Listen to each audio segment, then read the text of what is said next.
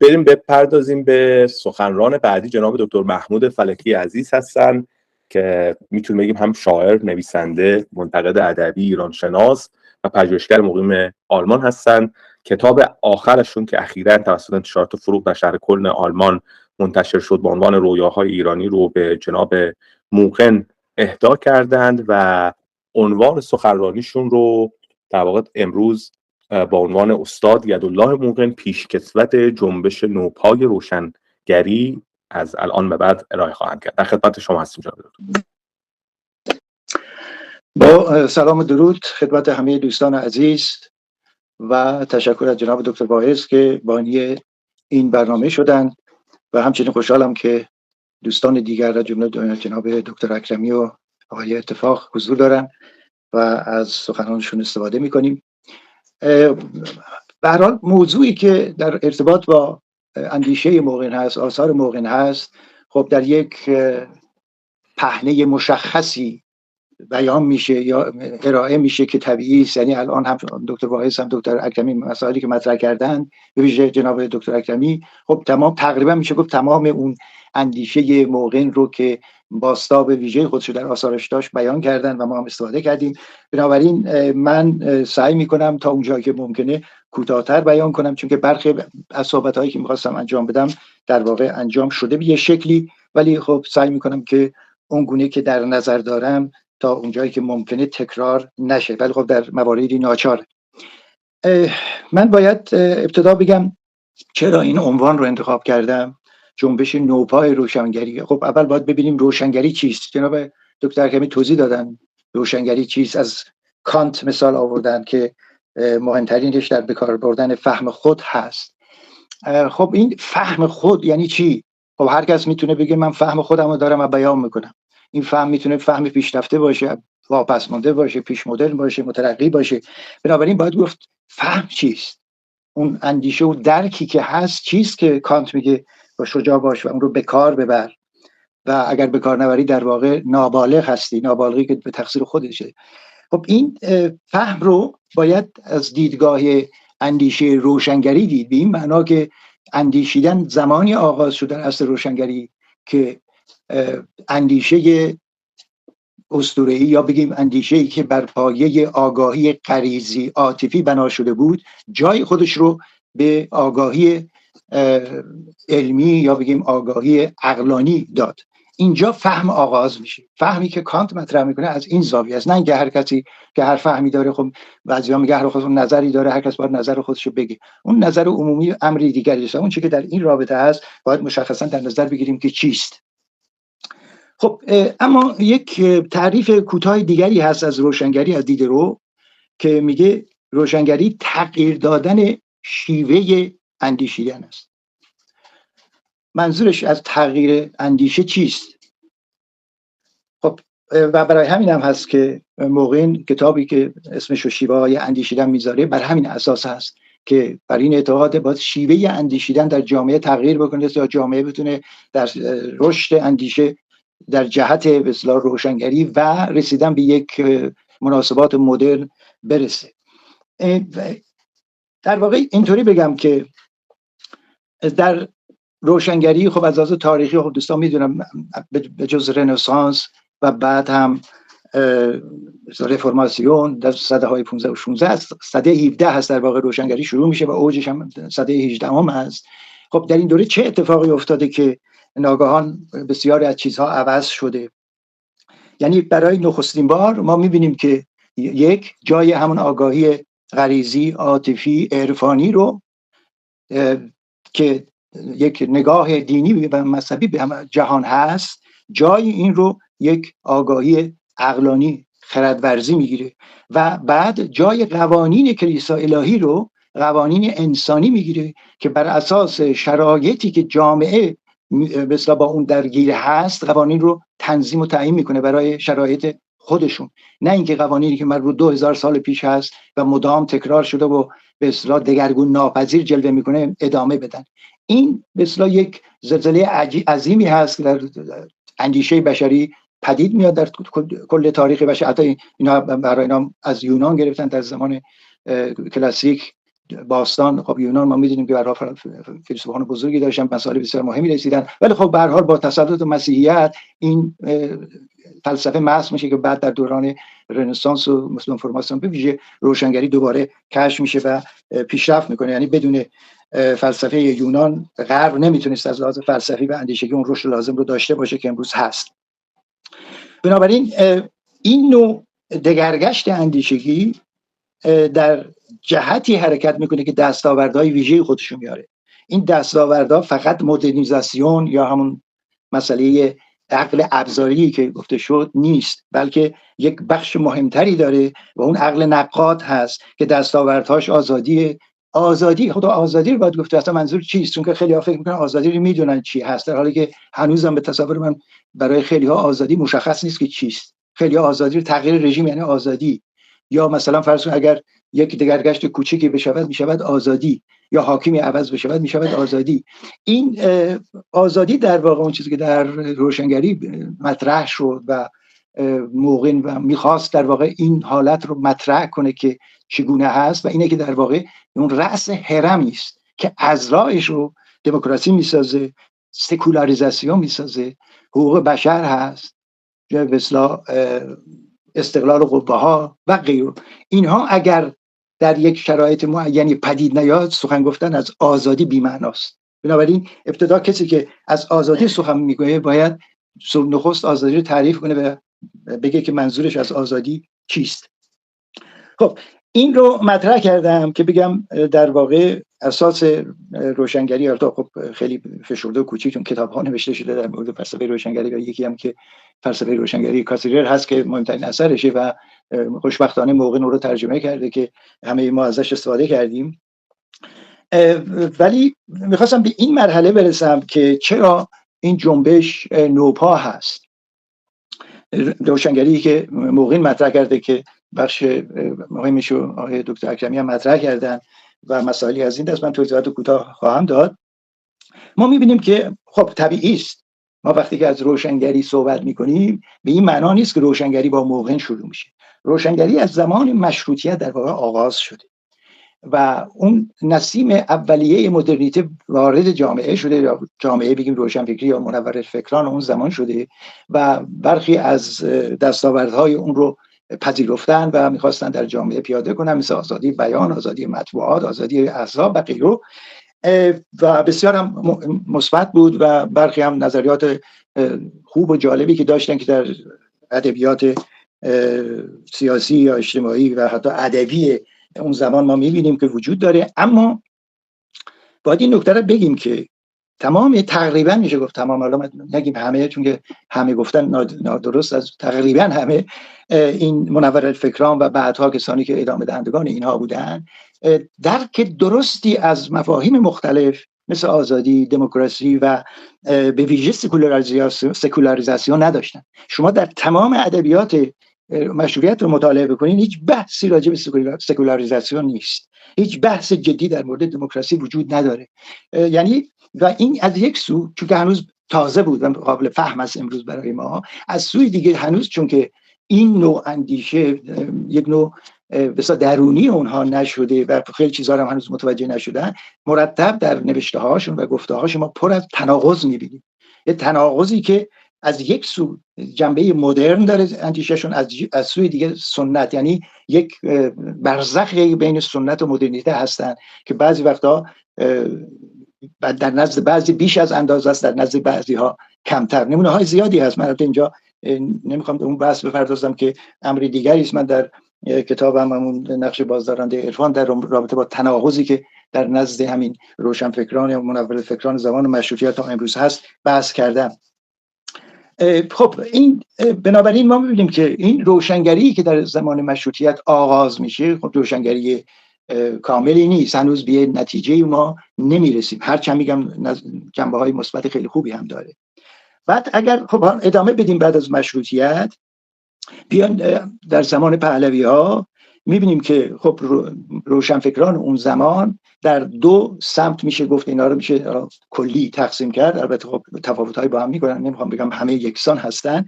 یک تعدادی که در واقع مثل فردید و آل احمد و شریعتی و نظیر اینها که در یک جهان توهمزایی زندگی میکنن، به قول آقای دکتر اکرمی فردید مثلا استاد فلسفه‌ای که فلسفه ستیز بوده.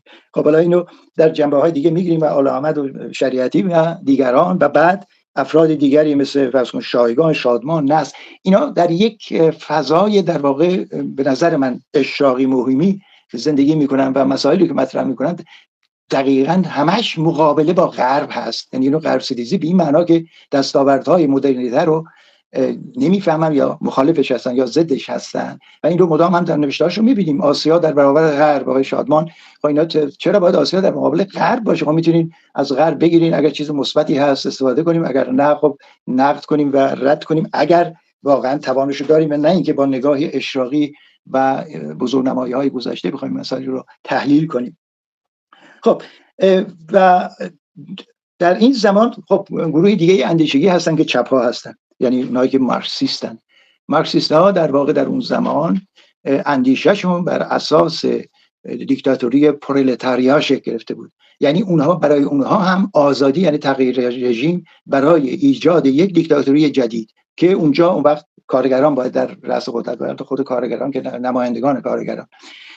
خب این در واقع یک نوع ایجاد دیکتاتوری جدید یا نظام توتالیتر جدید که تلاش میکردن و اندیشهشون در همین راستا حرکت میکرد، و برای به همین علت است برای اونها مفاهیم مثل دموکراسی، حقوق بشر و نظیر اینها اهمیتی نداشته. شما هیچ جا نمیبینید چنین بحث‌هایی در میان اونها گرفته باشه، و بنابراین ما در یک چنین فضایی هستیم که موقعاً برای اولین بار میاد یک چیزی رو مطرح میکنه که با اون دیدگاه‌های گذشته متفاوته، و این نوآوری موقعین هست به نظر من که چیز تازه‌ای رو بیان میکنه.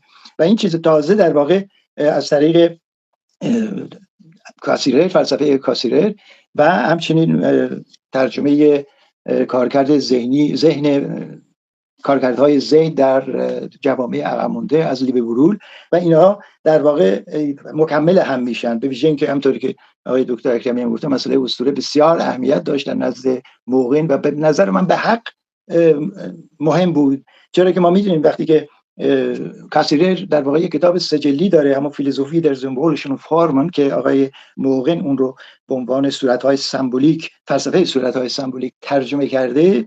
خب این 3 جلد دیگه، جلد اول در رابطه با زبان، جلد دوم میتوس هم اسطوره است، و جلد سوم هم فنومنولوژی در اکنس، یعنی پدیدارشناسی شناخت.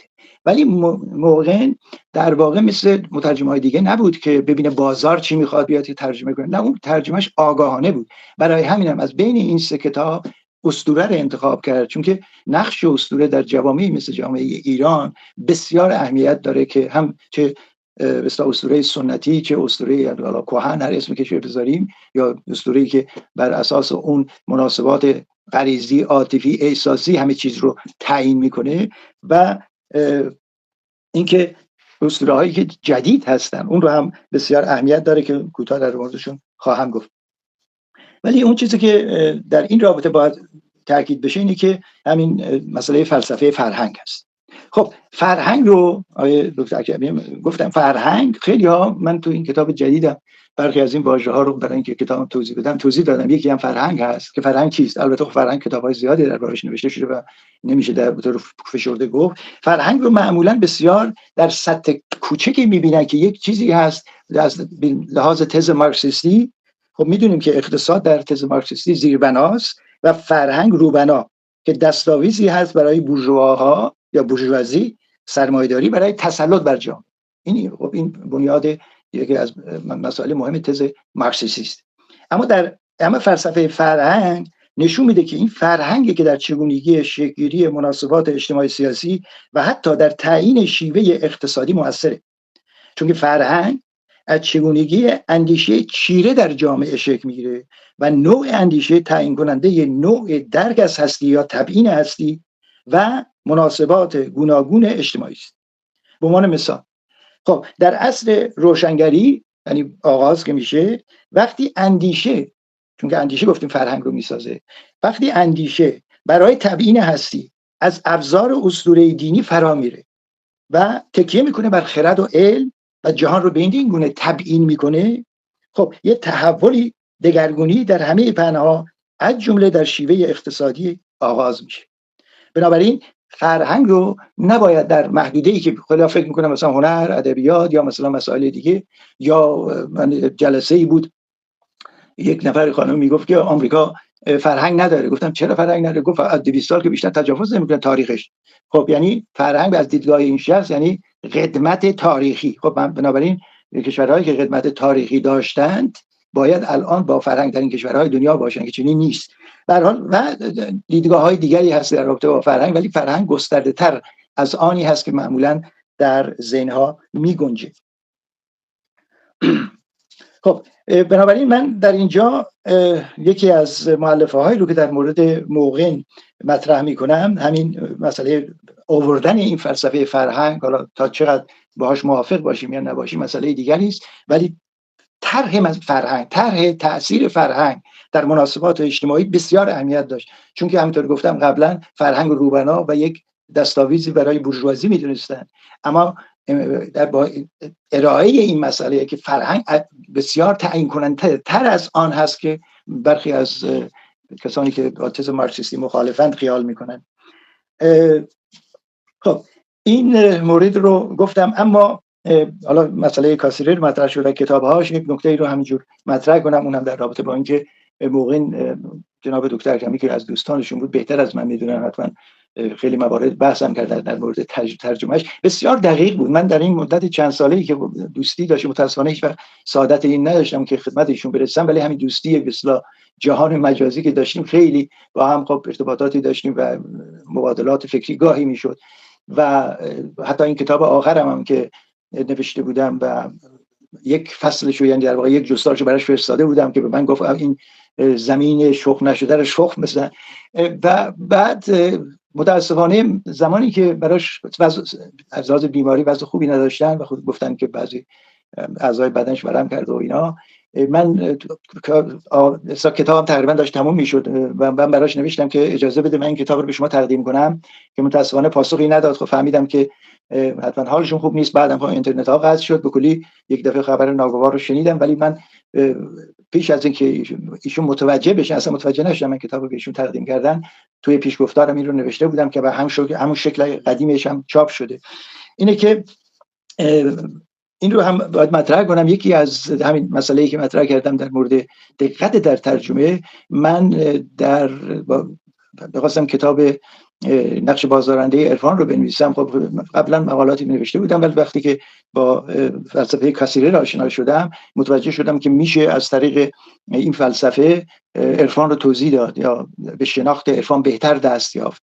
و خب این رفتم ترجمه موقع رو داشتم، کتاب اصلی رو هم گرفتم و مقایسه کردم، دیدم خب ترجمه خیلی ترجمه خوبی، حالا اینجا اونجا از لحاظ سلیقه‌ای یا بعضی واژه‌ها میشه این یا اون باشه، ولی در مجموع به قدری از دیدگاه من خوب بود که دیگه آلمانیش استفاده نکردم، فارسیش استفاده کردم. ولی وقتی که مثلا کتاب درباره زبان اینا بود، خب رفتم آلمانیش کتاب اولش رو خوندم، استفاده کردم. منظورم این که اینقدر دقیق بود که میتونست آدم بهش با خیال راحت بهش اعتماد بکنه، اون دقتی که در واقع داشت.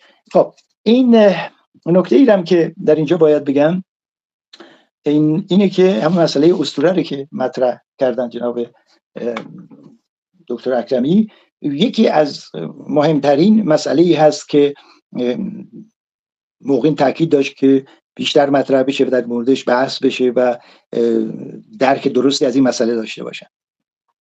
در واقع هدف مهار آگاهی غریزی عاطفی بود از طریق آگاهی عقلانی یا خردورزی، یعنی تمام تلاشش این بود که در مقابل اون نوع آگاهی پیش مدرن، حالا پیش منطقی اصطلاح دیگه که به کار برده میشه، با آگاهی عقلی یا خردورزی توضیح بده. یعنی در واقع تمجیدگر خردورزی بود و در سمت شناخت آگاهی اسطوره‌ای که نشون بده چقدر تفاوت میکنه و چرا جامعه‌ای که زیر سلطه اندیشه‌های اسطوری هست نمیتونه به لحاظ اندیشگی رشد مناسب رو داشته باشه، و چون که جامعه خب رشد اندیشه نداشته باشه و فرهنگ هم به همون نسبت رشد کافی نخواهد داشت و جامعه هم متاسفانه در همون سمت گذشته یا درجا زدن باقی میمونه.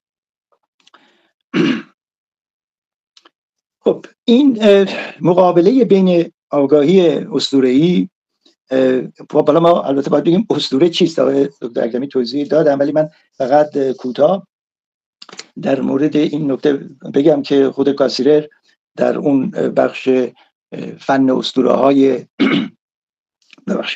فن اسطوره‌های سیاسی جدید در همون کتاب چی دولت یادم رفت، به هر حال در کتاب کاسیرر اسطوره دولت که موقع ترجمهش کرده و ترجمه خوبی هم هست، 4 مورد میگه که یک نظام توتالیتر یا افرادی که خودکامه هستن برای پیشبرد مقاصد سیاسیشون چگونه از اسطوره استفاده میکنن.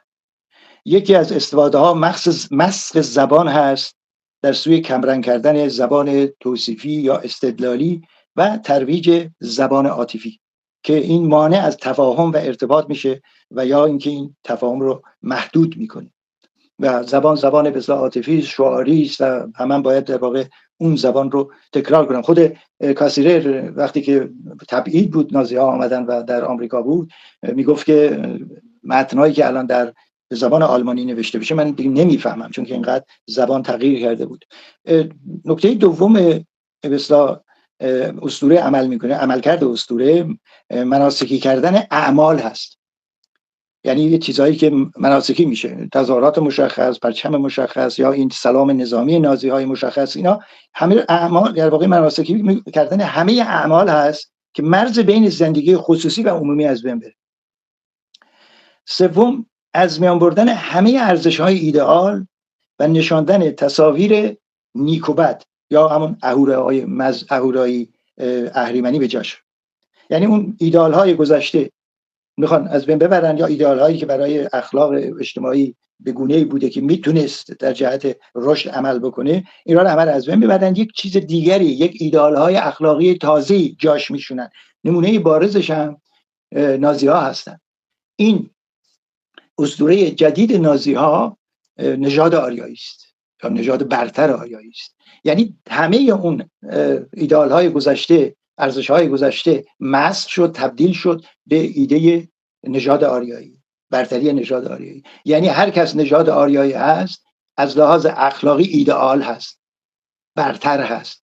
بنابراین هر کس با ماست، یعنی نژاد آریایی است، خوب است، اهورایی است، هر که نیست اهریمنی است. این یک وجهشه. و وجه دیگهش برای اینکه تمام هم نارسایی‌های خودشون را پوشانی کنن، هم بی‌لیاقتی‌های احتمالیشون، و هم اینکه اگر مشکلاتی هست بگن تقصیر ما نیست بلکه دیگران از خارج یا از داخل حتی تأثیر دارن، یک اسطوره دشمن رو میارن و دشمن خب در نازیسم میبینیم یهودیت میشه که به نابودی اینها رو مشروعیت ببخشن. خب این در تمام نظام‌ها و نظام‌های توتالیتر و هم نزد آدم‌های خودکامه عمل میکنه.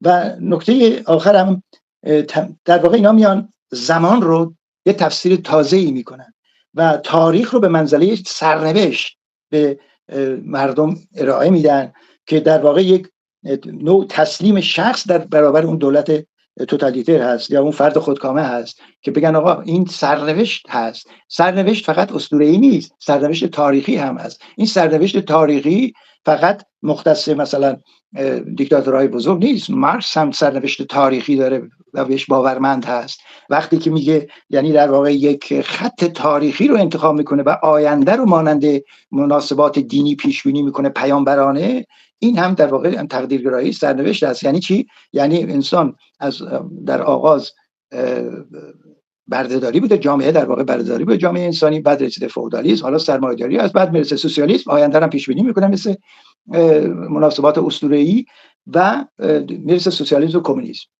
این پوپر در کتاب خودش، جلد دوم کتاب خودش که هگل و مارکس رو پیامبران کاذب مینامه، در اونجا میگه ممکنه این شرایطی که امروز ما هستیم فردا شکل دیگه ای باشه، یا اینکه اصلا در اون زمانی که شما میگین این حرکت حتما انجام میگیره ممکنه جامعه دچار تحولاتی بشه که یه مسائل دیگه ای پیش بیاد. اینه که تو وقتی که پیامبرانه پیشگویی میکنی این نوعی تقدیر باوری هست، یا به قول خود پوپر تاریخ گرایی هست. خب این در همه جا خود هیتلر مدام از سرنوشت ملت صحبت میکرد، همش میگفت که ملت سرنوشتش این است و سرنوشت تاریخی ما هست. خود هایدگر از پشتیبانان نازی‌ها و هایدگر از آلمانی گورفنهایت صحبت میگه، از پرتاب شدگی صحبت میگه. یعنی میگه آقا ما در تاریخ پرتاب شدیم، ما کاری نمیتونیم بکنیم، ما باید بپذیریم تاریخ رو، ما هیچ تغییری نمیتونیم درش بدیم، باید بپذیریم، فقط میتونیم خب تحلیل کنیم چگونه است، اینا رو بفهمیم چی هست. برای همینم به شاگرداش میگه که و حتی همکاراش هم میگه الان و پرداختن به چیزای مثل آزادی بیان رو ول کنید، الان باید از پیشوا، از نمیدونم حرکت جنبش اخیر ما که اون رو نقطه عطفی میدونه در جامعه آلمان، اون رو باید پشتیبانی کنید. خب من امیدوارم اگر وقت داشته باشم بعداً به چند نکته‌ای که جناب دکتر اکرمی صحبت کردن هم بپردازم که عرفان رو گفتن با اسطوره درست، و یکی دو نکته دیگر رو فقط این نکته رو هم بگم. در یکی از تفاوت‌های اساسی این که اسطوره‌ای که یعنی ببخشید ذهنیت اسطوره‌ای که معادل در واقع کاسیرر از ذهنیت اسطوره‌ای صحبت میکنه و لیوی برول اون رو معادل ذهنیت عرفانی میگیره. ذهنیت عرفانی با ذهنیت اسطوره‌ای برخلاف نظر دکتر اکرمی یک در واقع یگانه است. برای اینکه ما باید تعریف کنیم که اسطوره چیست و ببینیم آیا یگانه هست یا نیست. مگر اسطوره جدای از آگاهی غریزی عاطفی احساسی است؟ مگر عرفان جدا از این نوع احساس و عاطفه هست، فراتر از این هست؟ و اشراق مگر چیست جز همین احساسات ویژه‌ای که بهش ادعا دارن؟ یا مهمترین مؤلفه در واقع اسطوره حل شدن فرد در جمع، یعنی فرد دارای اراده آزاد برای تصمیم گیری نیست، فرد دارای فردیت نیست تا بتونه با به اصطلاح عقل خودش، با خرد خودش تصمیم بگیره یا با فهم خودش به اصطلاح سخن بگه، برای اینکه اون در جمع حل میشه و در وقتی در جمع حل میشه بنابراین عین حل شدن عرفا هست در یک وجودی دیگر. حل شدن میتونه در یک وجودی دیگر باشه، میتونه خدا باشه، میتونه در یک حزب باشه، میتونه در ایدئولوژی باشه. اینا حل شدن در جمع. جناب دکتر اکرمی میگن که چرا که فاشیسم از عقلانیت روشنگری برمیاد. من تعجب میکنم این حرفو میزنن. فاشیسم اگر ما نازیسم فاشیست بودن فرقی نمیکنه. اگر خوب بشناسیم میبینیم که تمام کارهایی که اینها کردن، من خودم اینجا زندگی میکنم، خیلی هم تا حدود زیادی بالاخره مطالعه کردم، میبینیم که اینها آمدند و تمام بر علیه ضدیت با تمام دستاوردهای مدرنیته هست، روشنگری هست که تونستن بر به اصطلاح مردم به حکومت برسن. یعنی چی؟ ببینید در نظام‌های فاشیستی و حتی کمونیستی یا بگیم مارکسیستی ما تنوع احزاب که نداریم، ما تنوع عقیده‌های مختلف که نداریم. یک حزب بالاست باید اون تصمیم بگیره، یعنی یه عده‌ای هستن برای دیگران باید تصمیم بگیرن که چیکار بکنن، چگونه زندگی میکنن و راه بهشت رو بهشون نشون بدن. یعنی به زور باید راه بهشت رو بهشون نشون بدن. و یعنی در یک سیستمی که مارکسیستی باشه، یعنی اگر پیاده بشه که در شوروی پیاده شد، در چین و جاهای دیگه، در واقع وقتی که اینا برای کارگرها یا پرولتاریا میگن اینها باید قدرت بگیرن، وقتی که به یک جایی میرسه قدرت میرسه دیگه آزادی معنی نداره. این آزادی نه دیگر برای پرولتاریاست نه برای بورژوازی که با دموکراسی لیبرال هستی میاد. یعنی اینا لیبرالیسم به کلی نابود میکنن. یعنی در فاشیسم تمام دستاوردهای مهم روشنگری مثل آزادی، مثل دموکراسی، مثل حقوق بشر، مثل لیبرالیسم و برابری حقوق زن و مرد، همه اینها نابود میشه. اون وقت چونه است که بگیم حالا فاشیسم از روشنگری میاد؟ این در واقع هر سخنان آدرنو هست یا اون مکتب فرانکفورت که مثلا رو مطرح میکردن، اونها از دیدگاه مارکسیستی مثلا رو مطرح میکردن. خب به هر حال به نظر من موقعین مسائلی رو که مطرح کرد بسیار عمقی هست و میتونیم انتقادم بهش بکنیم. هم تا جناب دکتر اکرمی هم بخشی رو نقد کردن، ولی این وقتی که از ایدئولوژی صحبت میکنیم، شما میگن ایدئولوژی، مارکسیسم ایدئولوژیه، خب معلومه ایدئولوژیه، ولی ایدئولوژی یعنی چی؟ ایدئولوژی هم محو شدن فرد در جمعه. شما هر ایدئولوژی بگیرید، فرق نمیکنه دینی باشه غیر دینی باشه، فرد تنها در چارچوب ایدئولوژی که بهش حکم میکنه میتونه بیاندیشه. من خودم تجربه کردم در جوانی، میدونم ایدئولوژی یعنی چی. یعنی تو دیگر چیز دیگری نمیبینی، فقط اون چیزی که به تو گفته شده از چارچوب معین، حالا میگم فرقی نمیکنه چه نوعی باشه، میتونی حرکت بکنی. بنابراین چنین ایدئولوژی که همون گفتم محو شدن فرد در جمع، مستقل شدن فرد در جمع، در ایدئولوژی هم هست، بنابراین در مارکسیسم هم هست. ساختن خود این که تمام تقصیرها پای بورژوازی است، بورژوازی که نابود بشه همه چی درست میشه، این خودش یک اسطوره است. خب آقای دکتر، صحبتاتون تا اینجا، فقط وقتتون به پایان رسیده، اگر نیاز داریم بفهم. نه خواهش میکنم. بله مرسی که تحمل کردید، متشکرم، خیلی ممنون، مرسی، متشکرم. خیلی لطف کردید، بسیار سپاسگزارم از صحبتاتون. من یادمه که برای کتاب نقش بازدارنده عرفان در رشد اندیشه در ایران، نقد و بررسی کتاب رو در خانه کتاب یارای اصفهان در خدمت آقای موقن و خود آقای دکتر و آقای بهرام کمیل بودیم. دوستان میتونن به این کتاب ها مراجعه بکنن، نظرات ایشون هست. ممنونم از حضورتون جناب. ببخشید، ممنونم که یادآوری کردید، خیلی متشکرم، بسیار. من اینم بگم که من از آقای موقن خیلی آموختم واقعا، و از شما هم تشکر میکنم که اون برنامه رو اجرا کردید و برنامه بسیار خوبی بود. من بسیار خوشحال شدم. مرسی. لطف شما. زنده باشید جناب دکتر. ممنونم از حضورتون. امیدوارم در آینده باز هم بتونیم با هم گفتگوی داشته باشیم. زنده باشید.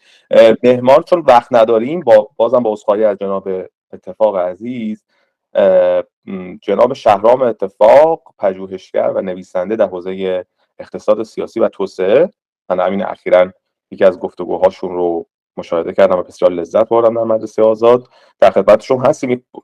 پروژه‌ای رو در کانال تلگرامشون شروع کردن در مورد متفکران ایرانی، طبقه‌بندی نظریه پردازان ایرانی، که جلسه سومش به یدالله موقن اختصاص داشت. در پروژه کتاب صوتیشون مجموعه 4 خوانش از جواد طباطبایی کاملا با آقای موقن در ارتباط بودن و گفتگوهای جالبی پیش اومده بود. ما در خدمتشون هستیم و قراره که با عنوان موانع توسعه در ایران از منظر یدالله موقن صحبت بکنن. سپاسگزارم جناب اتفاق، در خدمتتون هستم.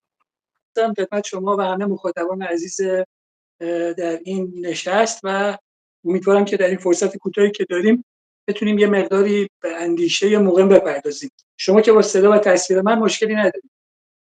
بسیار عالی، هم صدا و هم تصویر اونقدری که باورم نمیشه از ایران در خدمتتون هست.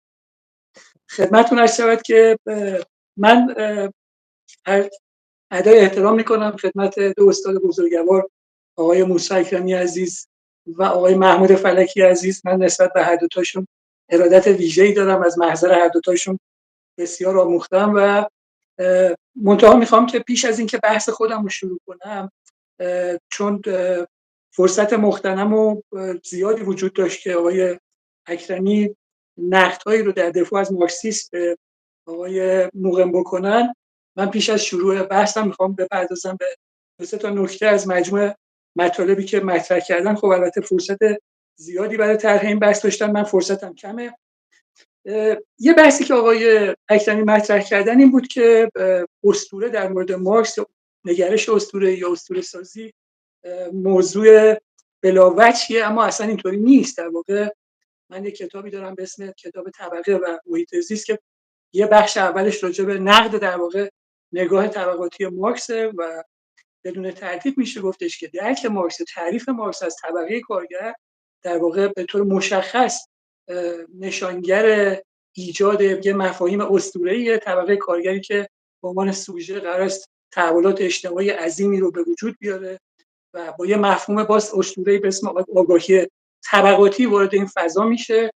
آگاهی طبقاتیش باعث میشه که بتونه متحول بشه و بعد سرمنشأ همه تحولات اجتماعی در آینده خواهد بود و بعد پدیده‌ای رو به اسم دیکتاتوری پرولتاریا بعد از انقلاب طبقه کارگر به وجود میاره و همه اینا در واقع اسطوره سازی بیش نیست. ضمن اینکه اون اصل عدم تناقض هم در اونجا رعایت نشده، برای اینکه از یک سو طرحی که مارکس ارائه میده این هستش که آن چیزی که سبب تحولات اجتماعی میشه فرماسیون‌های اجتماعیه، به این معنی که در واقع ما تاریخ قوانین مشخصی داره. یه دوره اشتراکی اولیه داریم، بعد دوره بردهداری، بعد دوره فئودالیسم، بعد دوره سرمایه‌داری و دوره سوسیالیست به صورت جبری، به صورت دترمینیستی متحقق خواهد شد و این یه بخش نگاه مارکس و از سوی دیگه معتقده که اون عنصر اصلی در واقع تحول اجتماعی طبقه کارگره، بنابراین از یک سو سوژه طبقه کارگره که اهمیت داره و از سوی دیگه اون ابژه است، در واقع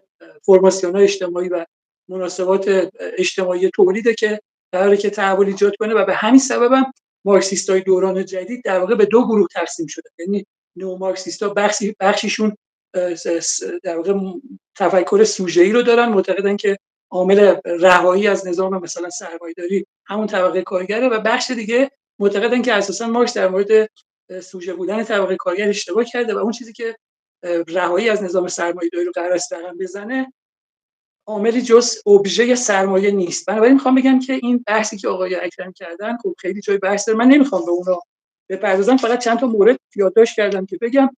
باز یه بخشی از بحثی که آقای اکرمی داشتن در مورد مارکسیسم، ببینید ما در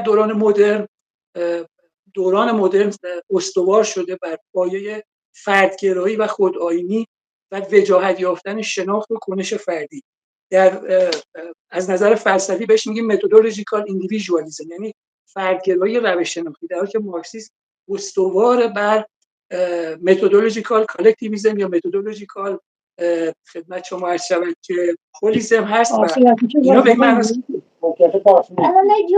این معناست که برخلاف در واقع مفاهیم دوران مدرن، فردگرایی دوران مدرن که استوار بر فردگرایی، استوار بر شناخت فردی، وجاهت یافتن شناخت و کنش فردی، مفاهیم مارکسیست همونطور که آقای دکتر فلکی هم بهش اشاره کردن در واقع استوار بر جمع‌گرایی، یعنی فرد در سیطره طبقه خودش، شناخت و کنش فرد در سیطره طبقه‌ای که در اون زندگی میکنه، در اون متولد شده و شناخت و کنش فردی وجاهت. باز نکته آخری که میخوام در مورد نقد مطالب آقای اکرمی بگم این هستش که توضیح دادن که آقای موغن اشتباهی که کردن این بوده که به دانشمندانی که در گذشته زندگی میکردن توجه نکردن، اینا تفکر عقلانی داشتن و بر اساس این تفکر عقلانی یافته‌های علمی زیادی رو داشتن. من گمانم اینجوریه، من اینجوری میفهمم، شاید من اشتباه متوجه میشم. درک من از کثیره و موزه‌های موغن اینه که بین تفکر عقلانی و شیوه تفکر اسطوره‌ای یا پیشامنطقی تفاوت وجود داره و دست بر قضا خود کثیره در مورد این موضوع به صراحت توضیح میده. مثلا از چهره‌های نام میبره، مثلا فیثاغورس یا اقلیدس که اینا ریاضیدانای برجسته‌ای بودن، یافته‌های علمی بسیار مهمی داشتن و در عین حال برای اعداد یه تقدسی قائل بودن. یعنی مثلا فیثاغورس برای اعداد یه تقدسی قائل بود و درک اسطوره‌ای از نقش این اعداد در زندگی بشر داشت. بنابراین هم میشه که عقلایی اندیشید و دانشمند بود و هم میشه اسطوره‌ای اندیشید و این دوتا در گذشته وجود داشته و این نقدی بر اندیشه موغن نیست. هرچند که من در یه جاهایی با آقای اکرمی موافقم که یه نقدهایی با آقای موغن وارد است و من اصلا به هیچ وجه قصد ندارم که یک چهره بدون خطا از آقای موغن درست کنم. ما هممون در واقع اندیشه‌مون جای نقد داره و اصلا دنیای ما دنیای مدرنیته دنیای بحث و گفتگو و نقد و بررسی. و من اجازه بدید بپردازم به اون بحث اصلی خودم و بحث اصلی من این هستش که من تعریفی که از توسعه ارائه میدم این هستش که توسعه عبارت است از توسعه سیاسی، توسعه اقتصادی و توسعه انسانی. چیزی که میگم متکی به نظریات چند تا اندیشمند مثل فرانسیس فوکویاما و افراد دیگه است. پس ما وقتی میگیم یک کشور توسعه یافته است یعنی ترکیبی از توسعه سیاسی، توسعه اقتصادی و توسعه انسانی داره. تعریف ما از توسعه سیاسی این هستش که ترکیبی از دموکراسی، حاکمیت قانون و دولت وبری در یک جامعه اگه باشه اون توسعه خدمت شما شود که سیاسی پیدا کرده. تعریف ما از توسعه اقتصادی این هستش که رشد اقتصادی، جی دی پی، افزایش درآمد سرانه، اینا میشن شاخص‌ها یا نشانه‌های رشد اقتصادی، توسعه اقتصادی. و شاخص HDI یا Human Development Index در واقع نشانگر توسعه انسانی در یک کشور. بنابراین مراد ما از توسعه این ترکیبیه که عرض می‌کنم. بنابراین یک کشوری مثلا فرض کنید مالزی، یک کشوری مثل دانمارک، یک کشوری مثل کره جنوبی، یک کشوری مثل عربستان سعودی، اینا همشون تا حدی توسعه یافته. ممکنه بخشی از مثلا یک کشوری باشه که یه حدی از دموکراسی رو تجربه نکرده باشه، هنوز رتبه دموکراسیش پایین باشه، جزو کشور اقتدارگرا باشه، اما کشوری توسعه یافته باشه و بنابراین ترکیب اینا مفهوم توسعه رو ایجاد می‌کنه. نکته که وجود داره اینه که ما با دو گروه نظریه‌های توسعه مواجه هستیم، یا نظریه‌ای که راجع به تحول اجتماعی داره صحبت می‌کنه. نظریه‌های توسعه یا نظریه‌های تحول اجتماعی برخیشون ساختارگرا هستن و بخشیشون هم عملیات محور هستن. ساختارگرا به این معنیه که چیزی که سبب تحول اجتماعی میشه، چیزی که سبب دگرگونی اجتماعی میشه، ساختای اجتماعیه. اون چارچوب‌هایی که در درون جامعه وجود داره و شاید ناپیداست. ساخت اجتماعی متفکرینی داره که ساختارگراها جزو گروه‌های قدرتمند در این حوزه هستن و برخیشون مثلا معتقدن ساخت طبقاتی خیلی اهمیت داره، بخشی مثلا معتقدن که ساخت اقتصادی خیلی اهمیت داره، برخی دیگه معتقدن که ساخت فرهنگی اهمیت داره و تا این ساخت در جامعه تغییر نکنه ما بهش سرمنزل محصولی نخواهیم رسید. در مقابل اینها عملیاتگران یا طرفداران نظریه‌های کنشگری هستند که معتقدن ساخت اجتماعی زیاد مهم نیست. ما مواردی در طول تاریخ داشتیم که عملیات نیروی انسانی، کنشگری سیاسی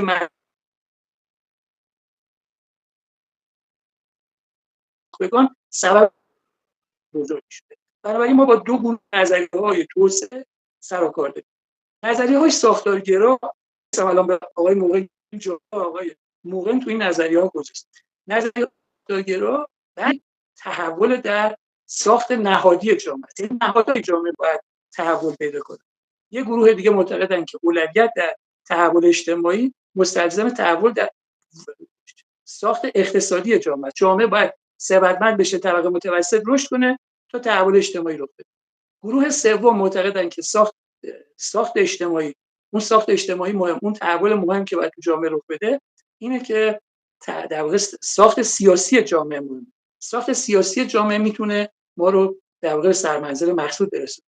و یه گروه دیگه هم معتقدن که ساخت فرهنگی مهمه.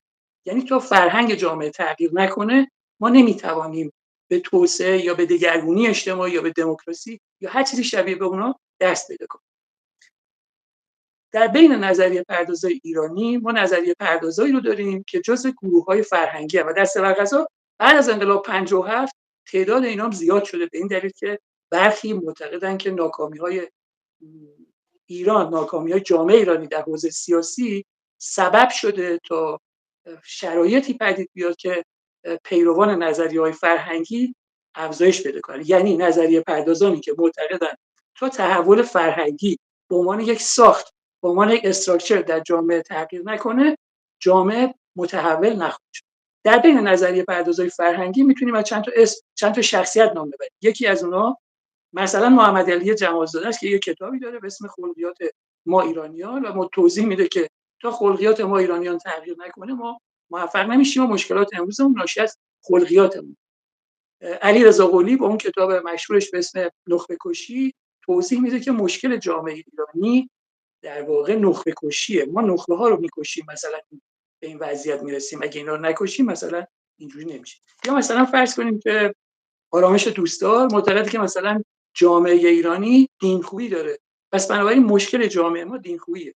سید جواد طباطبایی اندیشمند دیگه که باز تو این گروه به شکلی قرار میگیره و معتقده که مشکل جامعه ایرانی عدم تحول فلسفی، عدم تحول در اندیشه فلسفی، تسلب سنت سبب شده ما تحول در اندیشه فلسفی نداشته باشیم.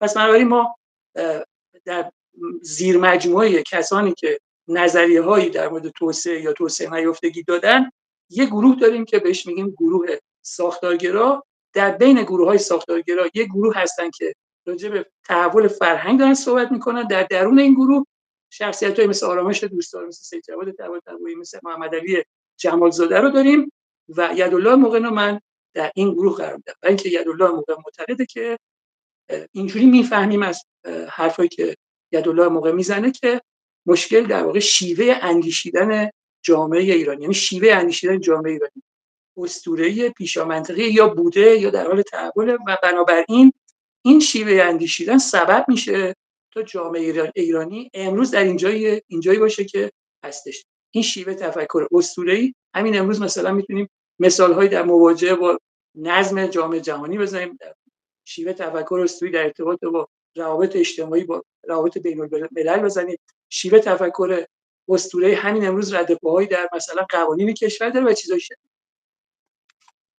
این که ذهنیت ایرانی یک دست در تمام طول تاریخ اسطوره‌ای بوده با قاطعیت نمیشه از حرفایی که آقای موقن زد اینو در واقع استخراج کرد. من شخصا هم باهاشون در این مورد به تفصیل بحث داشتم، یه جلسات خصوصی با ایشون بحث داشتم، اما در یه جایی با آقای اکرمی موافقم که حد و مرز اینم خیلی روشن نیست.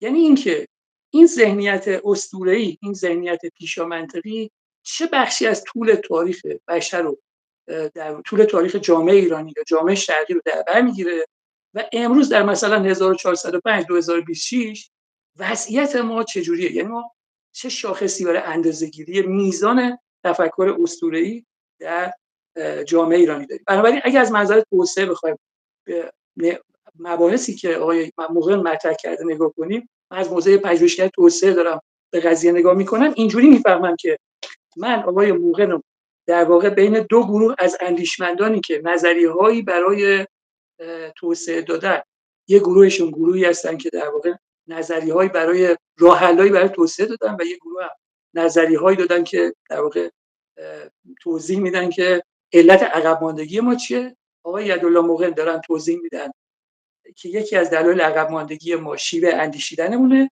این شیوه اندیشیدن اسطوره پیشامنطقیه یا شیوه اندیشیدن پیشامنطقی و اسطوره‌ای که دو تا مهمان بزرگوار عزیز در بخش قبلی تقریبا اونا توضیح دادن، منو بی‌نیاز میکنن از توضیح دادن اونا. این عامل اصلی علت العلل اصلی مشکلات امروز جامعه است. یه پردازم به نقشی که آقای موقن در مواجهه با روشنفکرای ایرانی و نظریه پردازای ایرانی داشت. علت این که باز تغییر جهت دادم و بحثمو در حوزه توسعه یه ذره کوتاه کردم، مطالبی بودن که آقای اکرمی فرمودن و احساس میکنم که لازمه یه چیزایی در دفاع از آقای موقن بگم. باز تاکید میکنم که من به هیچ وجه موافق اسطوره سازی از هیچ فردی نیستم، یعنی اساسا اسطوره سازی از آقای موقن نقض غرضه، یعنی همه اون تلاش آقای موقن این بوده که ما در واقع از تفکر اسطوره‌ای فاصله بگیریم و بنابراین خود آقای موقن اسطوره نیستن، یه اندیشمندی هستن، یه کاری انجام دادن، بخشش درست بوده، بخشش ایراداتی بهش وارده و بنابراین ما باید اینجوری به همه اندیشمندان نگاه کنیم. یکی از موضوعات که من در گذشته روش کار می‌کردم این بود که رو خود مارکس کار می‌کردم. در واقع من خیلی روی مارکس کار کردم. بحثی که مطرح بود این بود که حالا یه جایی هم اینجا از رو میخونم خدمتتون عرض شود که یکی از کارامو اینجا از رو براتون میخونم. یه چیزی که من کار میکردم این بود که آیا اصولاً مارکس چه درکی از انسان داشته. یعنی در واقع مارکس تو آثار اولیه خودش یه بحثی رو مطرح میکنه. حالا این بحث برمیگرده به همه اندیشمندان و نظریه پردازای ایرانی که این بخشش در واقع برای همه ما جالب میشه. مارکس در آثار دوره جوانیش مثلا دست‌نوشته‌های فلسفی 1844 اون آثاری که اونجا منتشر شده از چیزی به اسم ذات انسانی صحبت میکنه. یعنی میگه که این مثلا فرض کنید مالکیت یا نظام سرمایه‌داری این ذات انسان رو خراب میکنه، بدبخت میشیم و بیچاره میشیم از این حرفا، و بنابراین یه همچین بحثی رو در مورد ذات داره و بعداً ظاهراً قضیه اینجوری میشه که نگاه مارکس عوض میشه برای اینکه وقتی در واقع راجع به تحول طبقه کارگر صحبت میکنه، راجع به این صحبت میکنه که انسان در دوره سوسیالیست متحول میشه و دیگه اون انسان دوره سرمایه‌داری نیست و در واقع سرشتش تغییر میکنه. این نگاه دیگری هست، نگاهی که انسان تاریخی هگلی میبینه و این بحث سبب شد که من یه کارایی میکردم در این مورد. یکی از دلایلی که من خیلی روی کارهای آقای موقن وقت گذاشتم اینجا یه چیزی نوشتم از رو میخونم. یکی از کسایی که روی این کارهای مارکس خیلی کار کرده یه روانشناسیه به اسم اریک فروم یا اریش فروم که کتاب مفصلی هم در این مورد داره. فروم سوال میکنه که با توجه به مارکس میگه که آیا انسان اساساً چیزی به اسم سرشت داره، سرشت یا ذات داره؟ اساساً چنین چیزی در درون انسان معنی داره یا معنی نداره؟ اساساً انسان از یه ذات و سرشت مشخصی برخورداره یا نه؟ و اگر جواب این سوال مثبته، سوال بعدی این هستش که آیا این سرشت در واقع به تدریج تغییر میکنه یا نه؟ اگه معتقدیم که چنین ذات یا سرشتی وجود داره، آیا این قابل تغییره یا قابل تغییر نیست؟ و سوال سوم این هستش که سوال سومی که اریک فروم با عنایت به مارکس مطرح میکنه اینه که آیا اصولاً این ذات یا سرشت به سمت مثبت میره یا به سمت منفی؟ اگر حضور ذهن داشته باشید، برای اینکه یه تنوعی هم ایجاد بشه، من یه چیزی رو میخونم اینجا خدمت شما عرض شود که یادتون میاد احتمالاً آقای فریدون مشیری یه شعری داره به اسم شعر گرگ، میگه که گفت دانایی که گرگی خیره سر هست پنهان در نهاد هر بشر، لاجرم جاری است پیکاری ستور روز و شب ما بین این انسان و گرگ. زور و بازو چاره این گرگ نیست، صاحب اندیشه داند چاره چیست. ای بسا انسان رنجور پریش، سخت پیچیده گلوی گرگ خیش. و دست آخر میگه که در اون ابیات پایانی میگه که راهکار این نبرد بین ذات درونی انسان که گرگه و بچه دیگه ذات انسان بالاخره به جایی میرسه که اگر انسان مثلا تلاش نکنه اون ذاتش رو تغییر نده، آخر سر گرگ میشه. این شعر فریدون مشیریه، میتونید با صدای خودش هم در واقع اینو بشنوید. و این باز میخوام به عنوان یه فکت بیارم که این تفکر وجود ذات در واقع مطرحه. حالا برگردیم به کتاب کارکردهای ذهنی در جوامع عقب مونده. مقدمه این کتاب اینجوری نوشته شده که آقای یدالله موقن اینو اینجوری نوشتن که میگه بدین سان لوی برول در کتابش بر اصل موضوعه یگانگی سرشت بشر مستقیما میتازد و جامعه شناسی نسبیگر و چندگانه نگر رو پایه‌ریزی میکند. یعنی لوی برول یه کار مهمی که داره انجام میده اینه که میگه که این تفکر که ما از یه ذات واحدی برخورداریم، این حرف نادرستی.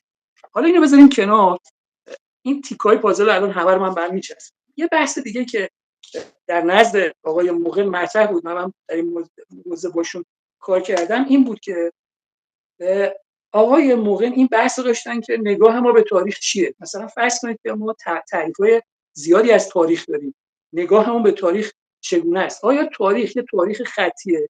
یعنی تاریخ خطی اون تفکر مبتنی مثلا بر هانری کوربنه که معتقد کسای دیگه هم اینجا هستن، مثلا کارل پوپر هست، خدمت شما عرض شود که فوئرباخ هست، فیخته هست و کسای دیگه. درک خطی از تاریخ یعنی اینکه از نقطه آ مثلا 4000 سال پیش، 5000 سال پیش تا امروز ما یه خطی رو میکشیم و تاریخ همینجوری بدون هیچ گسست و فراز و نشیبی ادامه پیدا میکنه.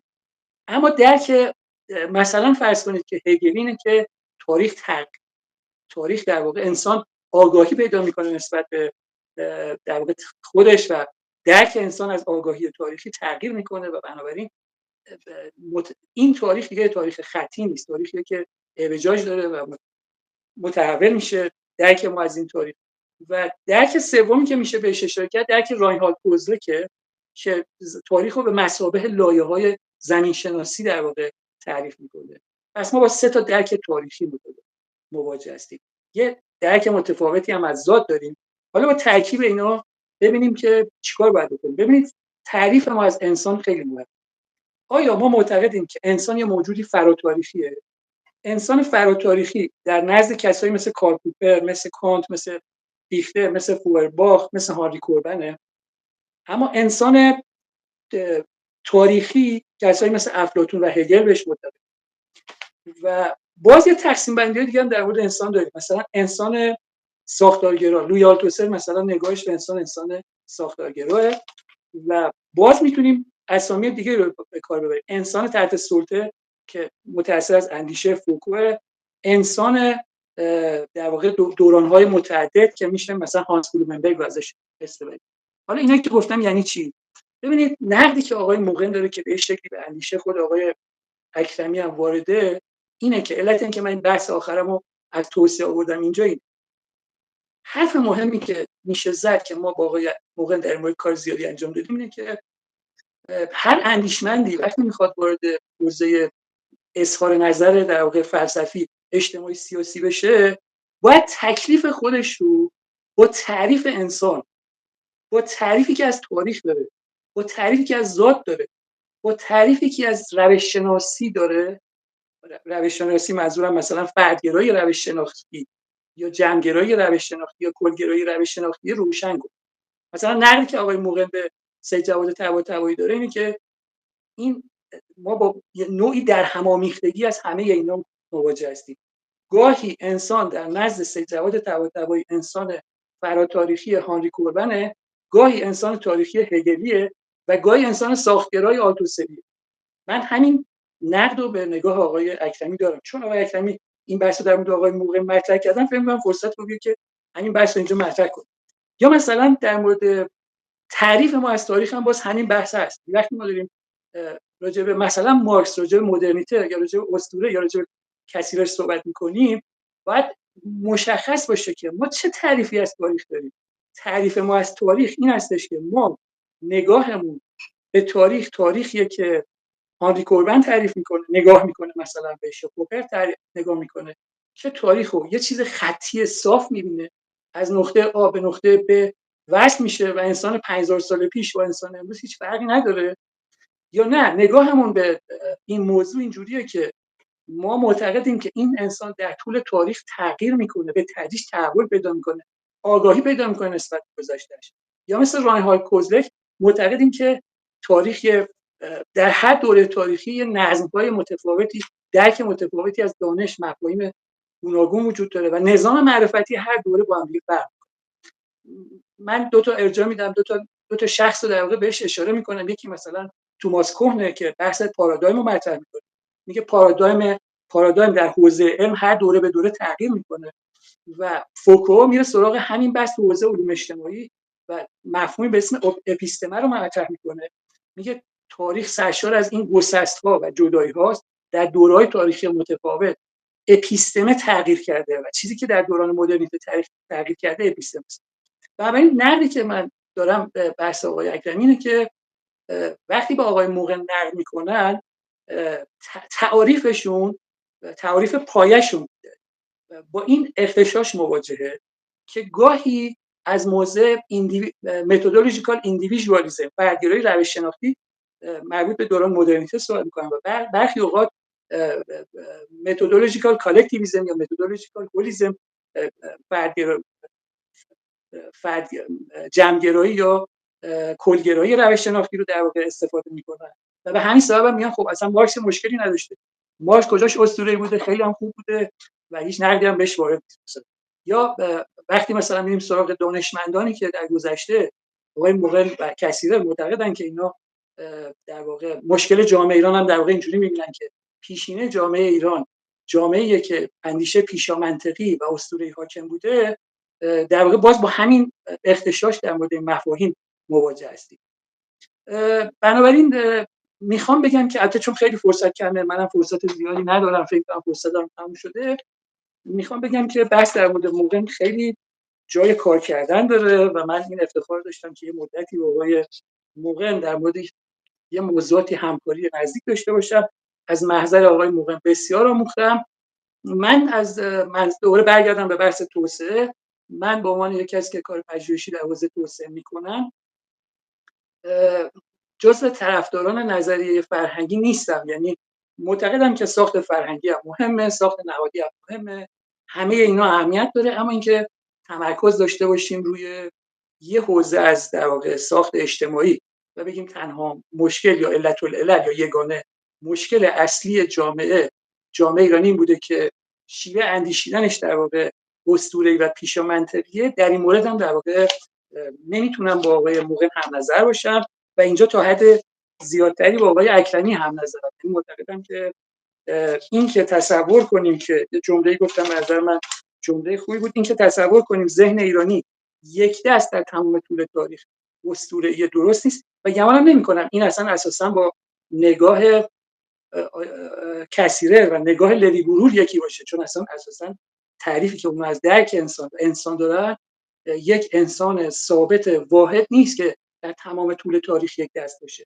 من برداشتم از آقای موقن این نیست که ایشون اینو میگن، اما اگر آقای اکرمی شواهدی دارن که اینو میگن، این باید قابل مطالعه است، باید حتما بررسی کنیم و اگه موقن همچین چیزی رو گفته باید نقدش کنیم، چون این یه جور تناقضه. و اینکه اساسا حرفی که داره کثیر، لوی برول و موقن میزنن اینه که ما در طول تاریخ با شیوه‌های تفکر اندیشیدن متفاوت روبرو بودیم، یعنی در یه دوره مثلا اسطوره نقش مهمی رو داشته و بعد در واقع اینو تغییر کرد. خب وقتمون خیلی کم بود، یعنی وقت من خیلی کم بود، بنابراین من اجازه میخوام که بیشتر از این سرتون رو درد نیارم. سپاسگزار آقای واعظ عزیز هستم که این فرصت محترم رو فراهم کردن که ما دور هم جمع بشیم و گفتگو کنیم. من از شنیدن مطالب ارزشمندی که آقای اکرمی و آقای فلکی گفتن واقعا سیر نشدم و بی‌صبرانه منتظرم که این محتوا دوباره منتشر بشه و یه بار دیگه از اول تا آخر گوش کنم و از اینا استفاده کنیم. اگر فکر کنیم که واقعا لازمه که بیشتر در مورد موضوع صحبت بشه، میشه جلسه دیگه رو گذاشت در مورد این نقدایی که با هم دیگه کردیم بیشتر راجعش با هم صحبت کنیم. سپاسگزار و لطف و محبت شما هستم. ممنونم که شنوای عرایض من بود. ممنون. بسیار سپاسگزارم جناب اتفاق عزیز بابت صحبت‌های شیوایی که داشتید و برخی از نقدهایی که در واقع دکتر اکرمی داشتن رو در ارتباط با اونها صحبت کردید و فکر می‌کنم تازه در مدخل بحث هستیم و خیلی بیشتر از اینها میشه بحث کرد در مورد مکتب جناب موقن. حالا با توجه به اینکه دکتر اکرمی هم گفتن کتابی رو قراره در آینده منتشر بکنن، شاید به بهانه اون کتاب یا بهانه‌های دیگه میشه این بحث رو به خوبی ادامه داد. مطمئناً همونطور که شما گفتین در واقع احترام به یدالله موقن نباید شکل همون چیز رو پیدا بکنه که عمرش رو صرف نقد اون کرد. ما نمیخوایم از یدالله موقن مطمئناً اسطوره بسازیم، باید در مورد اون صحبت بکنیم، در مورد اندیشه اون، آثار اون و نقد هم بکنیم، همونطور که دکتر اکرمی امروز این کار رو انجام دادن و صحبتایی که شما و دکتر فلکی هم داشتید حالا مخاطبین گوش میدن و فکر کنم باید برخی بیشتر مطالعه بکنن، برخی موافق هستن و برخی مخالف. ممنونم ازتون. نمیدونم که دکتر اکرمی تصویرشون رو بس کردن، صحبتی دارن، میخوان صحبتی بکنن، چون حالا در واقع جناب در واقع دو دوست عزیز دیگر صحبت کردن در ارتباط با صحبتشون یا نه، چون وقت هم خیلی نداریم. یعنی ما الان میتونیم بگیم که تا پایان جلسه که اعلام کردیم 4 دقیقه وقت داریم، مگر اینکه یه مقدار وقت جلسه رو بیشتر بکنیم. جناب اکرمی شما پاسخ سوال منو بدید تا ببینیم که بله دکتر. به هر حال خب حالا هر دو دوست عزیز که ارادت بهشون دارم نکاتی رو مطرح کردن در پیوند با صحبت‌های من که خب شاید لازم باشه که یه پاسخی بدم. آقای دکتر فلکی گفتن که من گفتم که فاشیسم از روشنگری و عقلانیت اروپایی بیرون اومده. من اصلا چنین چیزی نگفتم. پرسش بزرگ اینه که هم در دیالکتیک روشنگری آدورنو و هورکهایمر مطرح شده، هم در اسطوره دولت خود کاسیره. پرسش بزرگ اینه که چرا اروپایی که مدعی روشنگری و عقلانیت بوده مهد فاشیسمه، ازش فاشیسم اومده بیرون؟ این پرسش بزرگ باید پاسخ داد دیگه. من هرگز نگفتم که خود روشنگری، البته اشاره کردم که روشنگری هم چنین چیزی نیست که کاملا بسیار بسیار خردگرا و عرضم حضورتون در پی آزادی و تاریخ بسیار درخشانی داشته باشه. تاریخی داره بسیار بسیار تیره، جنایتبارانه، جنایتکارانه. از ولتر بزرگ گفتم، ولتر بزرگ اصلا سیاهان رو تقریبا میشه گفت که شبه انسان میدونه، نیمه انسان میدونه. کانتی که این همه من بهش ارادت دارم فقط و فقط سفید پوستان رو در اوج می‌نشونه، در یک سلسله مراتبی که ترسیم میکنه سفید پوستان براش ارزش دارن، انسان‌های دیگه اونقدر ارزش ندارن، در رده‌های پایین‌تری هستن.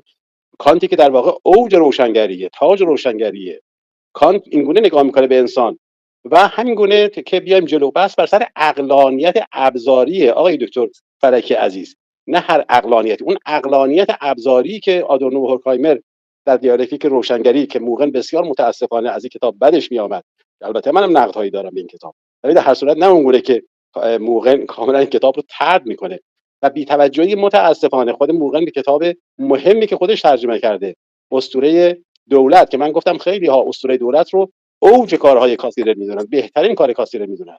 این اسطوره دولت پرسش‌های بسیار بنیادینی در فلسفه سیاسی داره و یکیش همینه که باید پاسخ بدیم به اینکه چرا اروپا که مهد عقلانیت و روشنگری بوده نهایتش ازش فاشیسم میاد. این در واقع پس من این رو تصحیح بکنم که من هرگز منظورم این نبوده که صرف روشنگری یا عقلانیت باعث پیدایش فاشیسم شده. اصلا منظورم این نبوده. بحث اینه که اگر آقای اکرمی عزیز، آقای واعظ عزیز، ببینید اگه این بحث رو بخوایم ادامه بدیم خب خیلی طولانی میشه، برای اینکه پاسخهای خیلی زیادی به مطلبی که آقای اکرمی میگن وجود داره. مثلا فرض کنید آقای اکرمی میگن فاشیسم از دل مدرنیته در اومده، در حالی که اصلا اینطوری نیست. فاشیسم در تقابل با مدرنیته خواستگاه محافظه‌کاری داشته و اینجوری بوده. یعنی من بازم نمیگم از دل مدرنیته مفصلی، یا مثلا کانت آقای اتفاق عزیز، منم بازم نگفتم از دل مدرنیته اومده. آدم اسمیت طرفدار مثلا بردهداری بودن. خب مثلا فرض کنیم که 50 سال پیش 60 سال پیش در کل اروپا زنان حق رأی به دست آوردن. من میگم که با توجه به اینکه خیلی وقت داشتن آقای اکرمی، اگه الان دوباره بخوایم به پاسخ هم دیگه بدیم، آقای اتفاق عزیز، من آقای پیشنهادم اینه که برای اینکه این جلسه عادلانه باشه، چون آقای اکرمی خیلی وقت داشت و وقتمون خیلی کم، آقای اتفاق عزیز، مطالبی که ما گفتیم پاسخ بدیم، پس ما این جلسه اصلا عادلانه نخواهد. من پیشنهادم اینه اگر آقای اتفاق عزیز شما توجه می‌کنید به صورت بنده پیدا کنه، ما ادامه بدیم، جلسه دیگه بذاریم. باشه آقای اتفاق، ممنونم از تذکر. آقای اتفاق عزیز، من قبلا با آقای دکتر واعظ گفته بودم که حتی برای من یک جلسه مستقل بگذارن، چون من صحبتام خیلی زیاده. این که حالا در هر صورت به من متاسفانه در این برنامه 2 برابر شما فرصت داده شده، اون رو من قبلا خواسته بودم از آقای دکتر واعظ. حالا در هر صورت این حق شماست که شما هم بخواید که حالا در جلسه دیگری صحبت بکنید، ولی شما و آقای دکتر فلکی مستقیما به بحث‌های من پرداختید. طبیعیه که به من این حق باید داده بشه که من پاسخی به شما بدم. شما نباید در واقع مانع پاسخ دادن من بلو کوتاه باشید. من صرفا گفتم آقای دکتر فلکی گفتن که من چنین برداشتی داشت عرض کردم، گفتم نه. حالا در مورد شما هم همین میگم، من نگفتم از خود مدرنیته اومده بیرون، یعنی مدرنیته فی نفسه زاینده فاشیسمه. بس بر سر اینه که چه شد که مدرنیته حاکم بود، روشنگری حاکم بود، عقلانیت اروپایی و غربی حاکم بود، اما از دلش فاشیسم اومد بیرون. این به معنای نیست که خود مدرنیته به خودی خود زاینده فاشیسم یا روشنگری یا عقلانیت، ولی بس بر سر تحلیل دقیق این روشنگری و عقلانیت و مدرنیته است. این از این. اما در مورد جناب عالی من فقط به کوتاهی عرض بکنم، شما بالاخره به عنوان کسی که هم علوم سیاسی کار کردید، هم علوم اجتماعی کار میکنید، توجه داشته باشید. بالاخره باید بپذیرید یا طبقه وجود داره یا نداره. بالاخره شما خودتون به عنوان یک روشنفکر و کسی که شغل ویژه‌ای دارید، آیا عضوی از یک طبقه ویژه هستید یا نیستید؟ من به شخص باور دارم که در جامعه به لحاظ هستی شناختی چیزی به عنوان طبقه وجود داره. اگر طبقه یک مفهوم هستی شناختی وجود خارجی مستقل از ذهن ما داره، آنگاه باید تعریفش بکنیم، براش باید مبنا پیدا کنیم. من در تاریخ تفکر تحلیل اجتماعی و فلسفه سیاسی سراغ ندارم تعریفی دقیق‌تر از تعریفی که مارکس عرضه کرده برای طبقه. چرا؟ برای که مبنا میده مارکس. شما به من بفرمایید که چه کسی دیگری مبنا میده؟ مارکس مبناش اینه که هر طبقه رو در پیوند با شیوه تولید و مالکیت ابزار تولید باید تعریف کنیم. شیوه تولید حاکم بر جامعه، یعنی صورتبندی اقتصاد اجتماعی در هر جامعه چیست و مالک ابزار تولید کیست. هر کس رو در پیوند با این مالکیت ابزار تولید و شیوه تولید ما میشیم تعریف میکنیم طبقات گوناگون رو. این یه امر کاملا علمی، هرگز اسطوره‌ای نیست. اگر شما تعریفی دقیق‌تر از این از طبقه دارید که بتوانید اون چیزی که به هر حال بورژوازی گفته میشه، خرد بورژوازی گفته میشه، کارگر گفته میشه، دهقان گفته میشه، پرولتاریا گفته میشه، یا فرض بفرمایید که نمیدونم لومپن پرولتاریا گفته میشه، همه اینا رو بتوانید درش یا روشنفکر حتی به عنوان کسی که کار فکری میکنه درش بگنجونید. شما بفرمایید بنده هم بالاخره یاد میگیرم. اما بس بر سر اینه که منم مطالعه کردم، باورم اینه که هرگز این نگاه اسطوره‌ای نیست. یه تعریفی است که دقیق ترین مبنا رو تا امروز عرضه کرده مارکس که گفته به طور مشخص طبقه رو در پیوند با شیوه تولید و مالکیت ابزار تولید شما تعریف کنید، هر طبقه رو سر جاش بذارید. این از این. اما در پیوند من اجازه دارم 1 دقیقه در مورد این طبقه صحبت کنم، 30 ثانیه صحبت کنم. بله من وقتتون میدم آقای اتفاق. صحبت آقای دکتر اکرمی، من میخوام که همینجوری گفتگوی دوستانه داشته باشیم. منم به آقای اکرمی پاسخ 1 دقیقه بگم بعد شما ادامه بدید آقای دکتر. بفرمایید. بله. آقای اکرمی عزیز من توضیح بدم، من متوجه نشدم. بله آقای اکرمی، آقای اتفاق میگن 1 دقیقه من توضیح بدم. بعد خدمتتون. آقای اکرمی عزیز، غیر دقیق ترین و غیر علمی ترین تعریف رو از طبقه مارکس انجام داده در کتاب سرمایه یه فصلی داره مارکس که در اون فصل جایی که می‌خواسته طبقه رو توضیح بده این بحث رو نیمه کاره رها میکنه و بعد نومارکسیستای بعد از مارکس تلاش زیادی میکنن تا طبقه رو توضیح بدن و به بحران‌های بزرگی برمیخورن. من یه کتابی دارم به اسم طبقه و محیط زیست. بخش اول کتاب در مورد فروپاشی تحلیل طبقاتی مارکس و بخش دوم کتاب در ارتباط با مفاهیم طبقه و محیط زیسته. من توصیه میکنم همه دوستانی که دارن این برنامه رو میشنون حتما برن اون کتاب طبقه و محیط زیست. شما میشه بفرمایید در یک جمله تعریفتون از طبقه چیست؟ طبقه چیست؟ میکنن دیگه. اونجا من به تفصیل در این مورد توضیح دادم. نومارکسیستایی که اونجا در واقع نه من میخوام که تعریف خودتون رو الان شما بالاخره به عنوان کسی که کتاب نوشید در این زمینه و نقد کردید علل اصول بایستی بتوانید این یک کار ارسطو یک تعریف جامع و مانع تعریفی به من بدید که همه طبقات گوناگون رو در بر بگیره و آنچه را که طبقه نیست در بر نگیره. یک تعریف جامع و مانع به من بفرمایید. تو اقتصاد سیاسی میفهمیم طبقات درآمدیه، یعنی دهک‌های درآمدیه. چیزی که ما تو اقتصاد سیاسی امروز میفهمیم دهک‌های درآمدی که ربطی به مالکیت ابزار نداره و ربطی به این که اجبار به کار دستمزدی داشته باشن نداره. و اینا من نه تنها من میگم بلکه نومارکسیستا میگن که مالکیت ابزار به هیچ وجه دیگه اون معنا رو نداره، برای اینکه یه نفر یه کارگری نومارکسیستی رو میگه آقای اتفاق عزیز میکنه اما مالک آقای اتفاق عزیز کدام نومارکسیستی رو میگه؟ کدام نومارکسیستی؟ یه کتاب در موردش نوشتم اگه اجازه بفرمایید. مثلا فرض کنید اریک اولین رایت یکی از پژوهشگرایی در این حوزه خیلی کار کرده، کتابش هم تو ایران ترجمه شده. ایشون نومارکسیسته؟ بسیار معددی در این متعدد حوزه کار کرده. نه ایشون نومارکسیسته؟ بله. اریک اولین رایت تعداد زیادی کتاب نوشته در دنیا راجع به بازسازی نظریه طبقاتی مارکس. مثلا باز یه آدرس دیگه بهتون بدم. آقای سعید رهنما یکی از چهره‌های چپ ایرانن، یک کتابی نوشتن که آقای پرویز صداقت تو ایران ترجمه کرد. آقای سعید رهنما با چهره‌های متعدد مارکسیستی تو دنیا صحبت کردن، نظرشون رو راجع به تحلیل طبقاتی مارکس سوال کردن و همه اونا گفتن که این ماجرا دیگه تموم شده، یعنی اون تحلیل طبقاتی دیگه قابل دفاع نیست، اشتباهه. اونا متأثر از نولیبرالیسم آقای اتفاق عزیز. اونا متأثر از نولیبرالیسم و نولیبرالیسم همه مرزها به خاطری که شما ببینید چرا اندیشه مارکس اندیشه انقلابیه، علتش در ذات خودش انقلابیه. علتش اینه که تعریفی به شما عرضه میکنه که بر پایه اون تعریف شما میتوانید تحول تاریخی رو که تعریف میشه با عنوان مبارزه طبقاتی میتواند تبیینش بکنه. شما با این تعریفی که الان دارید از طبقه میدید کاملا یک چیز خنثی، یک چیز بی‌هویت، یک چیز بی شخصیت، یک چیز منفعل عرضه میکنید که هیچ کس نمیتواند هیچ حرکتی بکنه. همه حداکثر در این سری اتحادیه‌ها، سندیکاها جمع میشن برای فقط بالا بردن حقوقشون، فقط حرف میزنن تمام. این فقط پدیده سرمایه‌داری. جلسه خارج شدیم آقای واعظ عزیز.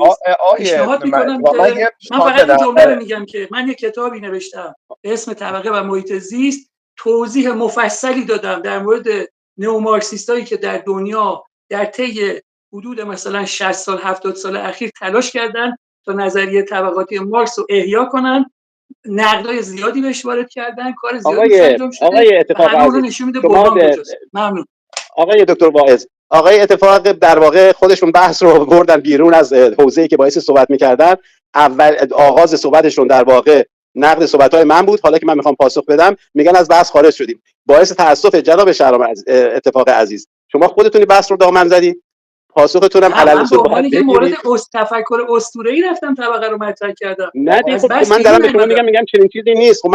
من دارم به شما میگم هرگز اسطوره نیست. یک تعریف هستی شناختیه، یک تعریف روش شناختیه. شما بایستی در تحلیل اجتماعیتون روش شناسی داشته باشید و هستی شناسی قائل بشید برای یه مفهوم. آیا مفهوم طبقه، مفهوم نمیدونم لشکر، مفهوم سپاه، مفهوم اقتصاد، مفهوم تورم اینا وجود خارجی دارن یا ندارن؟ تو فلسفه علوم اجتماعی ما اینا رو میخونیم. اگر طبقه مفهومی هست که وجود خارجی داره، حالا شما باید به گونه‌ای تعریفش بکنید که این تعریف برای شما هم جامع و مانع باشه، هم کارآمدی لازم رو در تحولات اجتماعی داشته باشه. شما نمیتوانید تعریفی بهتر از اون تعریف کلاسیک عرضه بکنید که هر چیزی در پیوند با یک مبنای اساسی و بنیادین به نام پیوند با شیوه تولید و مالکیت ابزار تولید تعریف میکنه. تمام. هر چیز دیگری غیر از این باشه فقط برای خنثی‌سازی حرکت این طبقه کارگر و طبقات دیگری ساخته شده همونجور که ماکس وبر که من خیلی همش ارادت دارم تعریف روشنفکر رو خراب کرد. هر کس که کار فکری انجام میده گفتش روشنفکر و باعث شد که در همه کشورها عملاً ما نتوانیم هیچ تمایزی قائل بشیم بین افراد گوناگون. اون چیزی که من بهش میگم پاد روشنفکر عملاً با روشنفکر یکی میشه. اون کسی که در واقع کارش صرفاً ملا بنویسیه یا هر کار دیگری است میشه روشنفکر و باعث شد که ما نتوانیم بعد از امیل زولا و دیگران بتونیم تعریف دقیق از روشنفکری رو داشته باشیم و این بلا سرمون اومد. در هر صورت من فقط یه نکته دیگه عرض می‌کنم تمام. اون کتاب آقای اتفاق عزیز که اشاره کردن به در واقع دست‌نوشته مال 1844 همونجوری خودشون گفتن، یعنی مارکس 26 سالش بوده. یه کتاب خود هم اریک فرومی که خودشون گفتن آقای اتفاق عزیز، خب می‌دونیم اریک فروم از بنیانگذاران مکتب فرانکفورت، یعنی خودش یک مارکسیستی است که به هر حال با اون خوانش ویژه‌ای که مکتب فرانکفورت داشته. یه کتاب بسیار مهمی دارن، حالا آقای اتفاق شاید منظورشون شاید هم اون بوده، به نام مارکس کانسپت آف من، یعنی برداشت یا مفهوم انسان از نظر مارکس. این کتاب یکی از بهترین کتاب‌هایی است که تا حالا درباره دریافت یا برداشت مارکس از انسان شده. البته قبل از انقلاب یک ترجمه ناقصی از این صورت گرفت به نام سیمای انسان راستین. اگر حالا دوستان متن انگلیسی رو که من میشناسم علاقه‌مندن برن مراجعه بکنن، اون کتاب در اونجا اومده تعریفی که به هر حال از انسان شده یه تعریف دیالکتیکیه، تعریفی است که هم در این حال که قائل به یک ذات برگرفته شده و ساخته شده در ظرف تاریخی ویژه است، اما به تحول این هم باور داره. این مرتب در حال تحوله. من به هر حال نکات زیادی دارم، دوست نداشتم وارد این بحث بشم. جناب اتفاق خودشون بحث رو در واقع کشوندن به اینجا و هیچ لزومی شاید نداشت که آره بکنن این بحث رو. ببین جلسه امروز قرار نبود حالت مناظره‌ای داشته باشه. ما چون میدونستم شما به صورت باید در واقع یک نگاه انتقادی و نقادانه دارید به پروژه فکری آقای موقن ضمن ارزش گذاری و صحبتایی که داشتید کاملا گفتم که خب شما 2 برابر آقای اتفاق و آقای در واقع دکتر صحبت بکنید، یعنی 2 نفر در دفاع، چون 1 نفر منتقد داشتیم گفتیم که یه مقدار زمان رو به این صورت تقسیم بندی کنیم. حالا آقای اتفاق کاشی 2 بزرگوار واقعا به طور دقیق پرداخته بودن به نقد صحبت‌های من اصلا فکر نمی‌کنم نقد صحبت من بود عملاً، یعنی صحبت آقای اتفاق صرفا خواستن بگن که نه مارکسیسم اسطوره است و اکرمی اشتباه میکنه که میگه اسطوره نیست و بحث طبقه رو پیش کشیدن. اتفاقا بحث رو پیش کشیدن که هرگز بهش نمیچسبه. این بحثی که از دقیق ترین مفاهیم جامعه شناسیه. در هر صورت من به شخصه از شما تشکر میکنم، از آقای دکتر فلکی عزیز، آقای اتفاق عزیز تشکر میکنم. نکاتی رو گفتن من هم به هر حال استفاده کردم. شما هم موقعیتی که در اختیار من قرار دادید، من البته شرطم بود، گفته بودم من میخوام آقای دکتر اکرمی به من گفته بودم و من میگم به خاطر خواستم یه بالانس ایجاد بکنم که 2 نفر حالا میدونستم بیشتر در دفاع از اندیشه آقای موقن صحبت میکنم. منم دفاع کردم، منم از اندیشه موقن دفاع کردم، ولی خب من به خاطر پیشینه‌ای که از شما و آقای موقن سراغ داشتم و اون دوستی میدونستم خب این اختلاف نظر هست، شما در بخش دوم به نقد میپردازید. آقای دکتر اکرمی به من گفته بودن که من مفصل‌تر صحبت میکنم و من گفتم که بله وقت رو در اختیارتون قرار میدیم. من کاملا در جریان بودم و لایه‌های بحث موقن زیاده و انقدر موقن نکات گوناگون بسیار گفتم. من این کاری که بودن 600 صفحه نوشتم، بخشی از در واقع مسائل موقن رو طرح کردم. بسیار مطالب زیاده که هم در واقع بایستی همونجوری که خودش نظرش بوده کاملا به شکل انتقادی بررسی بشه و هم میراثش گرامی داشته بشه، هم در واقع راه باز بشه برای کسانی که میخوان راه موقن رو ادامه بدن و من امیدوار هستم که همه ما در واقع در این راستا حرکت بکنیم. مطمئنا آقای موقن رو باید نقد کرد ولی نمیشه حذف کرد، همونطور که خواستن حذفش بکنن و حذف نشد. و آقای دکتر اکرمی میدونم جز عزیزترین افرادی بودن که برای آقای موقن بودن، چون من ارتباط نزدیکی من هم این افتخار رو داشتم در طی 15 سال اخیر با آقای موقن داشتم. ولی اختلاف نظرهای فکری خیلی هم طبیعیه و دقیقاً همونطور که آقای اتفاق گفتن این دقیقاً از همون مکتبیه که آقای موقن دارن در موردش صحبت میکنن که ما نقد بکنیم و مطمئنا همینطوره. در آینده شاید اگر آقای اتفاق همچنان راضی نباشند و آقای اکرمی هم بخوان نکات رو اضافه بکنن، میتونیم یک جلسه مناظره مانند، نه اینکه دیگه حالا نشستی به یاد عبدالله موقن باشه، مناظره مانند در مورد صحبت‌ها که امروز انجام شده داشته باشیم. حالا رو میذاریم به این که اگر دوستان درخواستش رو دادن ما در خدمت هستیم. ولی با توجه به که زمان جلسه تموم شده اجازه بدید که جلسه رو به پایان برسونیم. بسیار متشکرم از جناب دکتر اکرمی عزیز، استاد بزرگوار بنده که بسیار از ایشون آموختم. اون کتاب رایشانباختی که میگفتن رو ما توی کتاب فلسفه فیزیک هم کتاب باعث شدن ما همونجا توی همون ترم توی دانشگاه امیرکبیر بخونیم کامل و من همچنان مدیونشون هستم. بسیار تاکید داشتم و بعد آقای موقن، بعد از اون با آقای موقن آشنا شدم و کاسیرر و این روند همچنان ادامه داشته. از آشنایی با آقای اتفاق برای این پروژه هم بسیار خوشحال هستم. و جناب دکتر فلکی هم گفتم در خدمتشون بودیم برای نقد و بررسی کتابشون، منت گذاشتید بر دیدگان من. ممنونم از لطفتون. در آینده بتونیم. من اجازه میخوام که از آقای در واقع اکرمی تقاضا کنم از محضرشون که یه جلسه ما در مورد طبقه، جلسه ویژه به عنوان یه موضوع، به عنوان یه مورد از میان موارد متعدد در مورد طبقه بحثی با هم دیگه داشته باشیم. آقای واعظ هم میتونن در واقع این فرصت رو فراهم کنن. اولین فرصت ممکن با کمال میل. اون میشه یه مقاله وقت هم میذاریم، وقت میدیم 5 دقیقه شما 5 دقیقه دوباره تقسیم میکنیم. ولی امروز واقعا مشکلی نیست اگه به طور خاص راجع به یه موضوع مثلا طبقه باشه میشه اون در واقع در یه جلسه 1-2 ساعته بحثش. من در خدمتم. ممنون از آقای اکرمی عزیز، ممنون از آقای واعظ. سپاسگزارم که این فرصت فراهم شد که در مورد عزیز و فرهیخته‌ای مثل آقای موقن صحبت کنیم. ممنونم از لطفتون. واقعا آقای موقن از مفاخر شهر اصفهان بودن که یک عمر در واقع در دانشگاهی که در خانه درست کرده بودن همراه با کتابشون زیست کردن و خیلی خیلی کم لطفی در حقشون شد. نمیتونم امروز و نمیخوام حالا بیشتر از این صحبت بکنم، ولی امیدوارم که قدر آنهایی که هستن رو بیشتر بدونیم. مراقب خودتون باشید. شب خوبی داشته باشید. سپاسگزارم. خدا نگهدار. خداحافظ. وقت همگی بخیر. متشکرم.